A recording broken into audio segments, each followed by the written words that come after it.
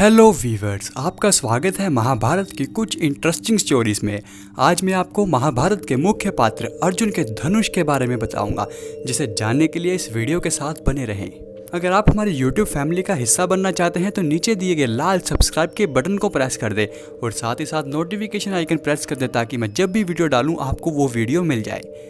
दुर्योधन ने जब अपने योद्धाओं से पूछा कि आप लोग कितने दिनों में पांडवों की 7 अक्षौहिणी सेना को खत्म कर सकते हो, तो भीष्म और द्रोण ने जवाब दिया कि 1 महीने में, कृपाचार्य ने कहा कि 2 महीने में, अश्वत्थामा ने जवाब दिया सिर्फ 10 दिन में और कर्ण ने जवाब दिया 4 दिनों में।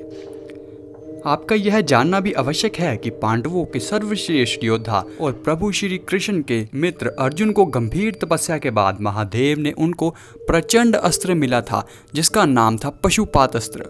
यह एक पल में दुनिया को खत्म कर देने के सक्षम था। महादेव खुद कहते हैं, पशुपात अस्त्र का ज्ञान कौरवों को तो क्या, खुद इंद्र, यम, यक्ष, वरुण और वायुदेव को भी नहीं है। इस महापशुपात अस्त्र को पकड़ने की, छोड़ने की और प्रतिहार करने का ज्ञान सिर्फ महादेव ने अर्जुन को ही दिया था। पशुपात अस्त्र से तीनों लोकों में से किसी का भी वध किया जा सकता है, लेकिन इसका प्रयोग किसी दुर्बल पर नहीं किया जाता।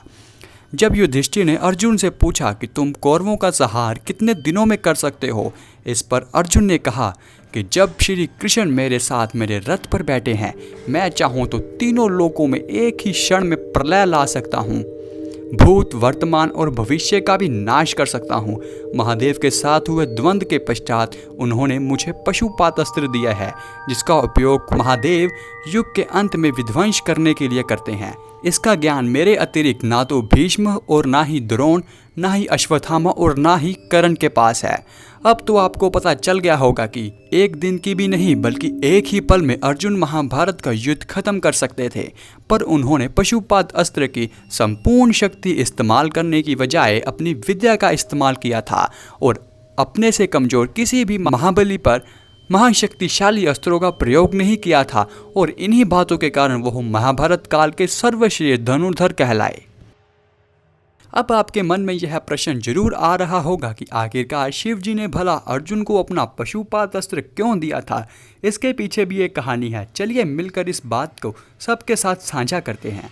जब पांडव द्रौपदी सहित वन में अज्ञातवास का समय बिता रहे थे, तब तमाम कष्टों को देखते हुए श्री कृष्ण और महर्षि व्यास जी ने अर्जुन से भगवान शिव को प्रसन्न करने और उनसे वर प्राप्त करने के लिए प्रेरित किया।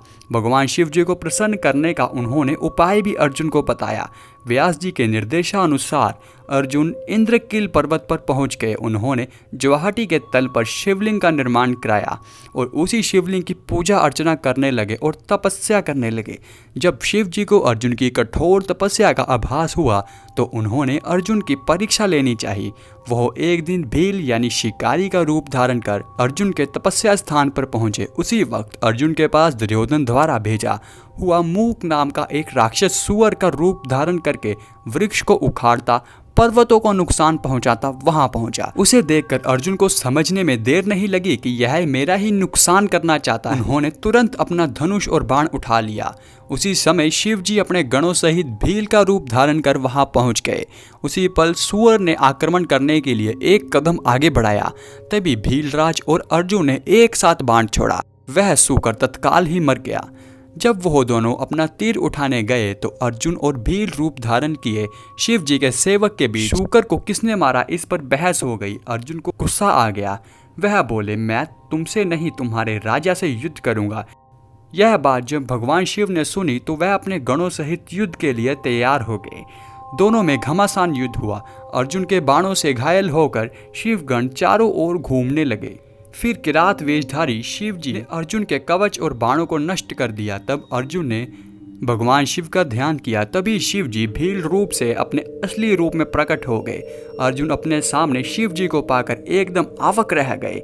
वह तुरंत शिव जी को प्रणाम करने लगे। तब शिव जी बोले, मैं तुमसे प्रसन्न हूँ, मांगो क्या वर मांगते हो। अर्जुन ने कहा, नाथ, मेरे ऊपर शत्रु का जो संकट मंडरा रहा है वह तो आपके दर्शन मात्र से ही दूर हो जाएगा, अतः जिससे मेरे अहलोक की प्रसिद्धि हो ऐसी कृपा करें।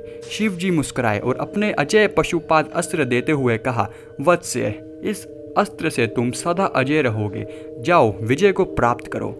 और फिर भगवान शिव वहाँ से चले गए और अर्जुन पशुपात अस्त्र पाकर प्रसन्न होते हुए अपने भाइयों के पास लौट गए। और उसके बाद का तो आपको पता ही है कि महाभारत के युद्ध में क्या विध्वंस हुआ था। तो दोस्तों यह था आज का वीडियो। अगर आपको वीडियो पसंद आया है तो वीडियो को लाइक ज़रूर करें और नहीं पसंद आया है तो डिसलाइक करें और अपने छोटे भाई बहनों या फिर अपने बच्चों को इस वीडियो को ज़रूर भेजें ताकि वो अपने धर्म के बारे में कुछ और जान सकें। तो मैं मिलूँगा आपको अगली किसी और वीडियो में, तब तक के लिए जय श्री कृष्णा।